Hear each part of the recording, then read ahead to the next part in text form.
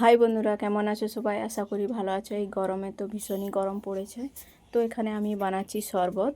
তো এখানে দিয়ে দিচ্ছি আমি বরফ, তার মধ্যে দিয়ে দিলাম চিনি। আর গরমে কার কার শরবত ভালো লাগে কমেন্ট করে জানাবে বন্ধুরা। আর এখানে নিয়ে নেব, আর নিয়েছি দুটো লেবু। এখানে দিয়ে দিচ্ছি জলজিরা,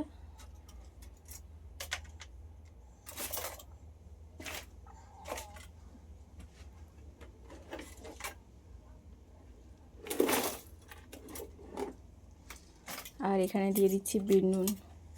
আমার ভিডিওগুলো যদি ভালো লাগে তাহলে সাবস্ক্রাইব করে পাশে থাকবেন বন্ধুরা। এখানে দিয়ে দিয়েছি বিট নুন।